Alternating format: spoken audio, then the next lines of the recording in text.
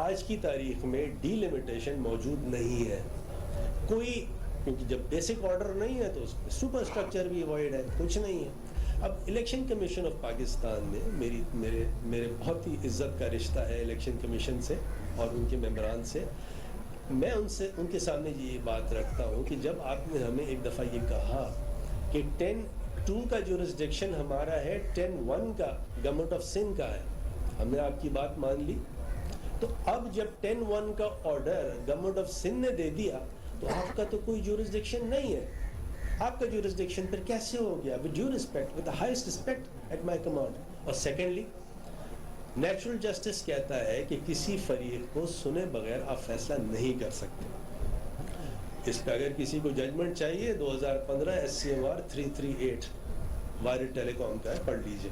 اس میں یہ لکھا ہوا ہے کہ بریچ آف نیچرل جسٹس جو ہے وہ آرٹیکل 10A کی وائلیشن ہے اور آرٹیکل 10A فنڈامنٹل رائٹ ہے. یہ ٹیکنیکل بات ہے، لیکن in other words breach of natural justice order PCP نے پاس کیا وہ void ہے، اور void order کا کی کوئی کاروائی نہیں ہوتی، اس کو فالو نہیں کیا جاتا. یہ ٹیکنیکل بات ہے، لیکن بنیادی بات یہ ہے کہ ہم یہ کھڑے ہوئے ہیں کراچی کے حقوق کے لیے کہ یہاں کا ڈی لمیٹیشن ٹھیک کریں، صحیح کاؤنٹ دیں لوگوں کو. تو لہٰذا میری استدعا یہ ہے، الیکشن کمیشن سے استدعا ہے، آپ نے آرڈر ضرور پاس کیا ہے لیکن ہمیں سن تو لیتے، آپ ویڈیو لنک سے سن لیتے. جسٹس ایٹ ڈور اسٹیپ کا کانسیپٹ ہے، آپ یہاں آ جاتے ہیں، یہاں پروونشل الیکشن کمیشن موجود ہے، سپریم کورٹ کے اگر ججز آ سکتے ہیں تو آپ بھی آ سکتے تھے، نہیں تو ہمیں ویڈیو لنک سے سن لیتے، ہمیں بلا لیتے، ہم آپ کو ایکسپلین کرتے.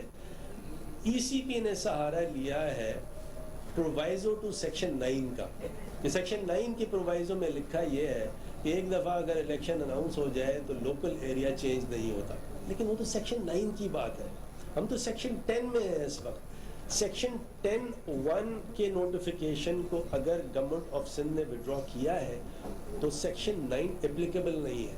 آپ ہم سے پوچھتے ہیں، ہم آپ کو بتاتے ہیں. تو یہ موٹی موٹی باتیں ہیں. میری گزارش یہی ہے کہ یہ الیکشن جب تک ڈی لمیٹیشن اس کا پراپر نہیں ہوگا، کوئی الیکشن جو ہے وہ وائڈ ہوگا. اور وہ آرٹیکل 218(3) ہے کانسٹیٹیوشن کا، جو یہ کہتا ہے کہ election is to be held honestly, justly, fairly. وہ کیا ہے؟ بہر ہوا کی باتیں نہیں ہیں، وہ یہ ہے کہ صحیح ڈی لمیٹیشن ہو، جرم اینڈرنگ نہیں ہو.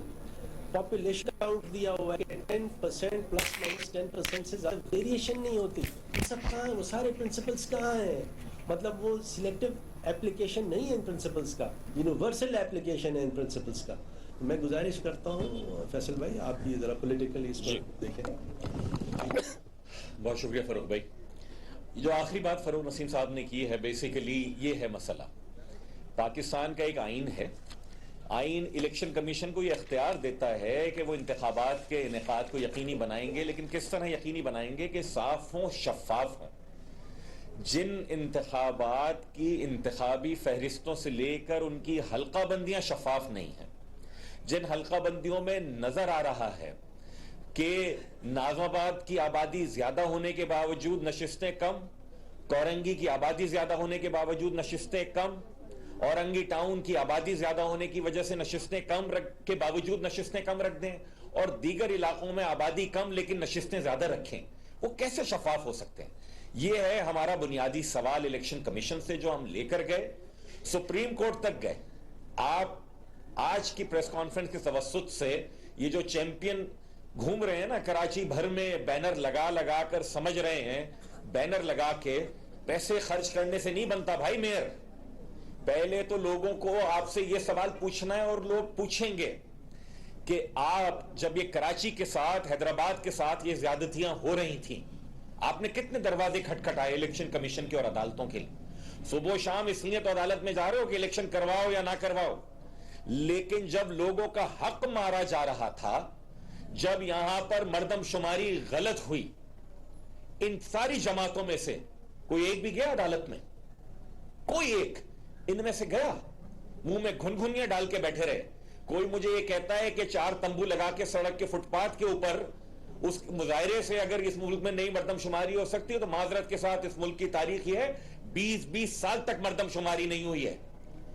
اور یہ صرف ہم نے اس شہر کے بیٹوں نے کر کے دکھایا ہے کہ عدالتوں میں مردم شماری کو چیلنج کیا, پولیٹیکل گورنمنٹ کے ساتھ معاہدے میں آئے, پی ٹی آئی کے ساتھ, تو پہلا نقطہ رکھا مردم شماری کی اصلاح کا, اور جب انہوں نے اس پر عمل درآمد نہیں کیا تو پھر انہیں 2020 کے شروع میں ہمارے اصرار پر, ایم کیو ایم کے دباؤ کے اوپر, انہیں بین الوزارتی کمیٹی بنانی پڑ گئی, جس سے ہم نے طے کروایا کہ اگر پرانی مردم شماری کی اصلاح نہیں ہوتی تو ایک نئی مردم شماری کی جائے گی.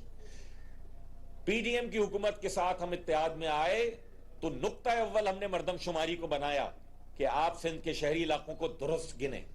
ہم یہ نہیں کہتے مہاجروں کو صحیح گنیں, ہم یہ نہیں کہتے ایم کیو ایم کے کارکنان کو درست گنیں, ہم یہ کہتے ہیں شہر کے بچوں کو, بیٹوں کو, ماؤں کو, بہنوں کو درست گنیں, ان کو ان کی آبادی کے حساب سے نوکریوں میں حصہ دیں, ان کو تعلیمی اداروں میں نشستیں دیں, ان کے حساب سے ان کی حکومتوں کو پیسے دیں کہ جتنی آبادی ہے تاکہ وہ وسائل خرچ ہو سکیں. یہ نہیں ہو سکتا کہ 3 کروڑ آبادی کے شہر کو 1.5 کروڑ گن کے اس حساب سے پانی کا کوٹا ملے. ان میں سے کوئی بھی گیا یہاں پر؟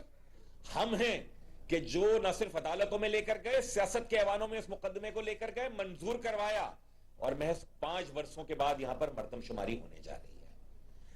جس بلدیاتی نظام قانون کو ہم نے پہلے دن مسترد کیا 21 اگست 2013, جب سندھ کا لوکل گورنمنٹ کا قانون سندھ اسمبلی سے پاس ہوا تو ایم کیو ایم کے 51 ایم پی ایس کے علاوہ کوئی نہیں تھا سندھ اسمبلی میں جس نے اس قانون کی مخالفت کی. پی ٹی آئی ابھی بیٹھ کے چیمپئن بنتی ہے کراچی کے اور حیدرآباد کے اور بلدیاتی نظام قانون کی. ذرا دیکھیں تو اسمبلی کا ریکارڈ نکال کے, 4 ایم پی اے تھے پی ٹی آئی کے, چاروں کے چاروں نے ووٹ دیا پیپلز پارٹی کے ساتھ اگست 2013 میں. کون گیا عدالت میں؟ اس وقت گئی ایم کیو ایم. مسترد کی عدالت نے 2017 میں, پھر وہ پٹیشن لے کر گئے جب ہم بلدیاتی انتخابات جیتے ہم 2015 میں. ہمارا مقدمہ چلتا رہا, سپریم کورٹ سے جیت کر آیا مقدمہ. ہمارے مقدمہ جیتنے کے بعد اگر انہوں نے کوئی کیمپ لگایا تو کیا آپ نے تیر مارا جناب؟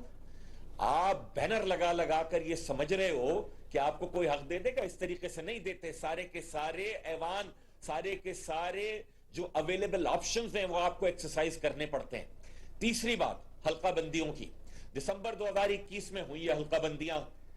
یہ بہت سارے میں دیکھ رہا ہوں سورما یہ کہہ رہے ہیں ان کو ابھی یاد آ رہا ہے. ابھی نہیں یاد آ رہا بھائی, تمہیں ابھی پتا چل رہا ہے. ہم نے تو دسمبر 2021 میں ایک ٹاؤن کی جہاں جہاں اعتراضات تھے حلقہ بندیوں کو چیلنج کیا الیکشن کمیشن میں. جو دستیاب فورم تھے عدالتوں کے وہاں پر چیلنج کیا. جنوری 2022 میں پہلی پٹیشن دائر کی, آخر تک چلتے ہوئے گئے, سپریم کورٹ گئے. سپریم کورٹ کیا کہتی ہے؟ آپ کا مقدمے میں جان ہے لیکن دستیاب فورم 2 ہیں. سیکشن 10(1) کے تحت 10(1) کے تحت سندھ حکومت جس نے حلقوں کی تعداد کا تعین کرنا ہے, اور سیکشن 2(10)(2) کے تحت الیکشن کمیشن کہ جس نے اس تعین شدہ تعداد کے مطابق پھر حلقہ بندیاں کرنی ہیں. یعنی اگر سندھ حکومت نے ایک کہہ دیا کہ اورنگی ٹاؤن میں مثال کے طور کے اوپر 28 لاکھ کی آبادی ہے اور اس 28 لاکھ میں 10 یونین کاؤنسلز ہی ہونی ہیں, تو پھر وہ ان 10 یونین کاؤنسلز کی حلقہ بندی کرے گا. ہمارا مسئلہ یہی تھا کہ اورنگی ٹاؤن کی مثال کے طور پر اگر 28 لاکھ آبادی ہے تو وہاں 10 نہیں 20 یونین کاؤنسل ہونی چاہیے. یعنی وہ تعداد غلط آپ نے کی ہے, زیادہ آبادی پہ کم نمبرز دے دیے اور کم آبادی پہ زیادہ نمبرز دے دیے. سپریم کورٹ نے کہا دونوں فورمز کے اوپر جاؤ. دونوں فورمز پہ گئے, الیکشن کمیشن بھی گئے, سندھ حکومت کے پاس بھی آئے. سندھ حکومت کی مہربانی کہ ان کی کابینہ نے بالآخر جو بات سپریم کورٹ نے اپنے فیصلے میں کہی اس کو انہوں نے سنا ہے کہ جو سندھ سے قانون پاس شدہ ہے اسمبلی سے, اس کا سیکشن 10(1) یہ کہہ دیتا ہے کہ جناب آپ ایسا کریں. میرا سوال یہ ہے کہ جن کو اس بات کی جلدی پڑ رہی ہے کہ بلدیاتی انتخابات ہو جائیں, ان کو کسی نے, بابا نے شاید کہہ دیا تھا کہ تمہارا کوئی اتنے کروڑہ روپے خرچ کر لو گے تو تمہارا میئر بن جائے گا, جتنے بینر لگا لو گے اتنی یوسیاں آ جائیں گی. ایسا ہونے نہیں جا رہا. اور کل کو کسی کو لگ رہا تھا کہ تقسیم شدہ ایم کیو ایم میں شاید وہ 2-4 سیٹیں زیادہ لے مریں گے, تو انہیں زیادہ تکلیف اس بات کی ہو رہی ہے کہ میرے دائیں ہاتھ پہ سید مصطفیٰ کمال بیٹھے ہیں, بائیں ہاتھ پہ ڈاکٹر فاروق ستار بیٹھے ہیں, کہ یہ متحد منظم اور فعال ایم کیو ایم جب گراؤنڈ میں اترے گی تو ان ان کی جتنی انویسٹمنٹ ہے اور ان کے انویسٹرز کی جتنی انویسٹمنٹ ہے وہ ساری کی ساری فارغ ہو جائے گی. کراچی کے شہریوں کو, حیدرآباد کے شہریوں کو جو سوال کرنا ہے ان لوگوں سے کہ ایم کیو ایم لڑ رہی ہے یہ مقدمہ کہ کراچی کے ضلع وسطی کی اگر آبادی زیادہ ہے اس کی سیٹیں کیوں کم ہو بھائی, کیوں اس کے نمائندے کم ہو, میئر ان لوگوں کا کیوں نہ ہو کہ جن کی آبادی زیادہ ہے. یہ چاہتے ہیں کہ اپنی اس جلدی کے چکر میں, اپنی اس روا روی کے چکر میں جس سے ان کو بھی کچھ حاصل حصول نہیں ہونا ہے الٹیمیٹلی, یہ چاہتے ہیں کہ کراچی کا ضلع وسطی, ضلع کورنگی, ضلع غربی, ضلع شرقی, حیدرآباد میونسپل کارپوریشن کا جو ایریا ہے وہ سارے کے سارے لوگ اگلے 4-5 برسوں تک کم از کم اپنے بنیادی مسائل کے حل کے لیے مزید تڑپیں. اور سونے پر سہاگا یہ کہ جو میئر کے نام کے اوپر جو بھی شخصیت آئے وہ ایسی آئے کہ جو ان علاقوں کی نمائندہ ہی نہ ہو, جو ان علاقوں کے رہنے والوں کی نمائندہ ہی نہ ہو. یہ ہے ہمارا مقدمہ اور اس کو ہم نے پہلے دن سے فالو کیا ہے. الیکشن سے کوئی نہیں بھاگ رہے, ہم تو آپ کو بھگانے کے موڈ میں ہیں. کل کسی نے کہا کہ وہ سڑک پر آ کر دیکھ لیں. بھائی آپ کو سڑکوں پر کیا, ہم نے آپ کو کالجوں سے, یونیورسٹی سے, سڑکوں سے سب جگہ دیکھا ہے. آئندہ بھی دیکھیں گے, آئندہ بھی دیکھیں گے. آپ کے سامنے کھڑے ہیں اور کھڑے رہیں گے. ہمیں پتا ہے ایک جماعت ہے وہ پی ٹی آئی کی صرف عمران خان صاحب کی تصویر لگاتے ہیں کیونکہ ان کے امیدواران نے جو کام کیے ہیں, جو ان کے ایم این ایز یہاں پہ 14 ان کو تحفے میں دلا دیے تھے, انہوں نے ایسے کام کیے اس کراچی شہر میں کہ وہ اپنے امیدواران کی شکلیں نہیں دکھا سکتے. دوسرے جماعت اسلامی ہیں وہ اپنے امیر کی تصویر نہیں لگاتے. کراچی کے جو ان کے ناظم ہیں ان کی تصویر لگاتے ہیں, کیونکہ امیر کی تصویر لگا دیں گے تو پھر مسئلہ آ جائے گا. کراچی کے شہری پوچھیں گے اچھا یہ تو اسامہ بن لادن کی غائبانہ نماز جنازہ پڑھ رہے تھے, اچھا یہ تو دوبارہ تحریک طالبان پاکستان آ رہی ہے, یہ تو کہہ رہے ہیں ہمارے ناراض بھائی ہیں, بچے ہیں, ملک دہشت گردی کی اس جنگ میں اور یہ اس طرف لے جانے والوں میں سے شامل ہیں. تو کراچی حیدرآباد کے شہریوں کو یہ ساری کی ساری باتیں ہم آج کی پریس کانفرنس کی توسط سے بتانا چاہتے تھے. الیکشن کمیشن سے ہماری درخواست ہے, سندھ کا اسمبلی کا پاس کردہ قانون سیکشن 10(2) میں آپ کو کہتا ہے کہ جناب آپ نے حلقہ بندیوں کا تعین کرنا ہے, لیکن پاکستان کا آئین آپ کو یہ کہتا ہے کہ آپ نے شفاف انتخابات کو یقینی بنانا ہے. موجودہ یونین کمیٹیز کی تعداد میں, موجودہ حلقہ بندیوں میں آئین کی خلاف ورزی ہو رہی تھی کہ شفاف انتخابات نہیں ہونے جا رہے تھے. سندھ حکومت نے اگر ایک کمیٹی بنائی اپنے وزراء کی کہ وہ حلقہ بندیوں پر سب کے اعتراضات سنیں گے, سب جائیں, ہم تو جائیں گے اپنا مقدمہ لے کر. یہ ایم کیو ایم کا مقدمہ نہیں ہے, پھر میں کہوں گا یہ مہاجروں کا مقدمہ نہیں ہے, یہ کراچی اور حیدرآباد کے شہریوں کا مقدمہ ہے. اس کو ہم لے کر جائیں گے اور اس جنگ کو ہم آخر وقت تک لڑیں گے. اور جس دن شفاف حلقہ بندیوں کے اوپر انتخابات ہوں گے, نہ صرف یہ کہ متحد اور منظم اور فعال اور متحرک ایم کیو ایم انتخابات لڑے گی, بلکہ ان سب سے جیت کر بھی دکھائے گی. بہت شکریہ.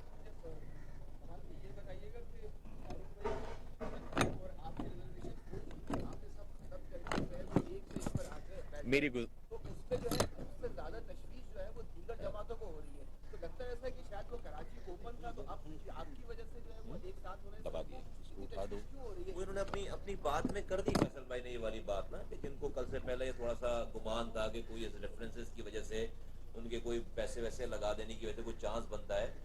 بیسکلی وہ الیکشن سے زیادہ اس کل کے ایونٹ کی پریشانی ہے. وہ پہلے بھی نہیں ہو رہا تھا ان کا کام, اب ان کو لگ گیا کہ بالکل ہی کام اتر گیا سارا, اتنے سارے پیسے لگا دیے ہیں, پیسے جو ڈوب گئے, یہ پریشانی ہے. وہ کریں گے پریشان انشاءاللہ. شاید بھائی ایک ایک کریے. سیکشن کا بھی حوالہ دیا, سیکشن 10(1) کا. اب یہ دیکھیں کہ الیکشن کمیشن آلریڈی اپنا فیصلہ سنا چکا, اب دن بھی بہت کم ہے, تو اب آگے آپ کا لائے عمل کیا ہوگا, کس طریقے سے؟ یہ فروغ نسیم صاحب قانونی ہے, تو میں کہہ دوں گا تو پھر توہین عدالت لگے گی. پھر نہیں, ہمارا کسی کا مقصد کسی کی توہین کرنا نہیں ہے. اور فیصل بھائی آپ نے سب نے تو ہمیشہ سب کی عزت کی ہے. میں گزارش کروں, جو آپ کا بڑا اچھا سوال ہے اور سمپل جواب یہ ہے کہ 10(1) کا جورسڈکشن ای سی پی کا نہیں ہے. اگر 10(1) کا جورسڈکشن ای سی پی کا ہوتا تو تشویش کی بات تھی, ہم شاید فورن کورٹ جاتے. لیکن 10(1) کا جورسڈکشن جو ہے وہ گورنمنٹ آف سندھ کا ہے, جس نے ہماری اپلیکیشن الاؤ کی ہے, اس لیے تو وڈرا کیا نوٹیفیکیشن. تو لہٰذا well wait and C. Doctor साहब ये फरमा दीजिएगा ये फरमा दीजिएगा कि हिंद हुकूमत इलेक्शन कमीशन ये बोल रहा है कि हिंद हुकूमत अब नोटिफिकेशन वापस नहीं ले सकती, इलाकाई हदूदबंदियाँ अब नहीं हो सकती, ऐसे इलेक्शन कराने होंगे। क्या आप समझते हैं कि इदारा और सिंध हुकूमत आमने सामने आ रहे हैं? और दूसरा ये मुस्तफा भाई ये फरमाइएगा, कल आज हाफिज नईम ने आपका नाम लेके ये बोला है कि आपने कल एक जुमला बोला था कि शरीफ, कुछ लोग शरीफ क्या हुए, सब बदमाश हो गए शहर में। उन्होंने कहा कि आ जाए बदमाशी करके देखिए, तो इस पर भी जवाब चले मैं आपका ये जवाब देता हूँ। देखिए यही जो मैंने बात की थी ना राफे, ये सेक्शन 9 का जो प्रोवाइजो है उसको यूज़ किया है इलेक्शन कमीशन ऑफ पाकिस्तान ने, और मेरी इस्तदा यही है कि सेक्शन 9 जो है वो यहाँ एप्लीकेबल नहीं है, क्योंकि ये ऑर्डर जो है गवर्नमेंट ऑफ सिंध ने ये सेक्शन 10(1) में पास किया है। 10(1) के ऑर्डर में सेक्शन 9 एप्लीकेबल नहीं है। इसीलिए मैंने अपने इंट्रो में ये कहा था कि अगर हमें बुला लेते, हमसे सुन लेते, तो हम ये बात क्लैरिफाई कर देते कि विद ड्यू रिस्पेक्ट आपका अब ये जुरिस्डिक्शन नहीं है। जब 10(2) की बात आएगी तो आपका जुरिस्डिक्शन दोबारा आएगा। आप कुछ फरमा रहे हैं। मैं ये कह दूं रिकॉर्ड की दुरुस्तगी के लिए, ये मुत्तहदा की मुत्तहिद शराफत से ना सारे कागजी बदमाश परेशान हैं, सिवाय हमारे। हम कोई परेशान नहीं है, हम मुत्तहिद हैं और बहुत शरीफ हैं, शराफत से ही काम लेंगे। कागजी बदमाशों को परेशानी है, इसलिए वो बयानात दाग रहे हैं सिर्फ। जी सर, साहब ये बताइए कि जब सिंध गवर्नमेंट दस्तबरदार हो गई है तो अब पार्टी सामने इलेक्शन कमीशन है। अब इलेक्शन कमीशन ने जब इस्लामाबाद में हाई कोर्ट ने फैसला किया और वहाँ के इलेक्शन मंसूख हो गए, तो ये यहाँ के इलेक्शन कमीशन क्यों पार्टी बन रहा है? देखिए आपका आप ऐड कर दीजिएगा कि जब गवर्नमेंट की जानिब से इलेक्शन कमीशन को विरोध किया गया इलेक्शन मुलतवी करने के लिए, अब इलेक्शन कमीशन जब ये इलेक्शन कराता है तो उसकी कानूनी हैसियत क्या होगी? नहीं होगी। आप दोनों का जो ऑब्जर्वेशन है उसके सामने मैं यही अर्ज करता हूँ कि इलेक्शन कमीशन ऑफ पाकिस्तान का, मैं थोड़ा सा दूसरी तरीके से कहता हूँ, जुरिस्डिक्शन नहीं है। मैं ये नहीं कहता कि इलेक्शन कमीशन पार्टी बने या नहीं बने, मैं ये अल्फाज नहीं इस्तेमाल करता, लेकिन with due respect election commission का 10(1) में जुरिस्डिक्शन नहीं है। और जैसे आपने फरमाया, अगर फिर भी कोई इलेक्शन होते हैं तो उसकी कोई कानूनी हैसियत इसलिए नहीं होगी क्योंकि ये ऑर्डर वॉइड है, और वॉइड ऑर्डर जो है उसकी कोई लीगल एप्लीकेशन नहीं होती। अच्छा, मैं एक सवाल साहब आपसे एक तो पहले ये बता दें कि अब जो आखिरी सवाल है, करने दो कश्यप का सिर्फ का जो ऑर्डिनेंस का इख्तियार है वो शायद अहमियत का हामिल हो, तो आप लीगल वे से उस हवाले से क्या कहेंगे? मतलब एक सवाल कि आप सब एक जगह पे बैठ गए, लेकिन जो सबसे बड़ा मसला एमक्यूएम के दफातर का, एमक्यूएम के कारकुनान का, और एक कारकुन आपका तवील अरसे से पाकिस्तान में आके फाल हुआ है हैदराबाद में, वो कब तक फाल होंगे और दफातर के हवाले से? फरूक भाई जवाब दे दें। देखिए, जो आपने ऑर्डिनेंस की बात की, ऑर्डिनेंस का इख्तियार गवर्नर साहब के पास है, वो हमेशा रहेगा, और उसी तरह गवर्नर के पास इख्तियार है जिस तरह सदर के पास इख्तियार है 129 में। तो ये तमाम चीज़ें ऐसी हैं कि लेट्स वेट एंड सी। दूसरा आपने नहीं, राशिद भाई ने जो सवाल किया ना, देखें जब हम बात करते हैं ना, और मुख्तलिफ फोरम से भी करते रहे, मुस्तफा कमाल भाई भी करते रहे, फारूक भाई भी करते रहे, हमारी सारी लीडरशिप करती रही, जो कराची के से एमक्यूएम के कारकुनान लापता हैं ना, इसी पाकिस्तान के शहरी हैं। सिर्फ एमक्यूएम का फर्ज नहीं था इनकी बाजियाबी के लिए आवाज उठाना। साबिक वजीर आजम इमरान खान साहब तो अपना प्लान बता रहे हैं कि मेरा तो ये प्लान था, जो कि उन्होंने करवाया भी, कि 40-50 हज़ार तालिबान और उनके खानदान वाले आ जाएं, जिनमें से 4-5 हज़ार तालिबान के गोरीले हों, और उनको हम कबायली इलाकों में बसा दें। मगर ये कोई लूडो का गेम खेल रहे हैं कि वहां तक रहेगी, बाहर नहीं आएगी गोट उसकी। ये तालिबान के लिए ये फैसिलिटी दे रहे थे। और एमक्यूएम का कारकुन जिसने मादी में अगर किसी ने कोई गलती की भी है तो उसको ऐसी सजा दी जाए जो पाकिस्तान में कहीं भी ना दी जाए। इसलिए हमारा मुतालबा रहा है, आज भी है, और हमें उम्मीद है कि पाकिस्तान के इदारे, पाकिस्तान की अदालतें, कराची के इन बासियों की जो गलती से मुहाजिर हैं, जो गलती से एमक्यूएम के कारकुनान हैं, इसलिए पाकिस्तान की कोई सियासी जमात हमारे अलावा उनके लिए बात नहीं करती, उनको भी बाजियाब किया जाएगा। और हम में से अगर कोई भी फाल या गैर फाल है तो वो अपनी जाती वजूहात पे, और हैदर भाई हमारे उतने ही मौजूद साथी हैं जितना मैं या फरूक भाई या कोई और।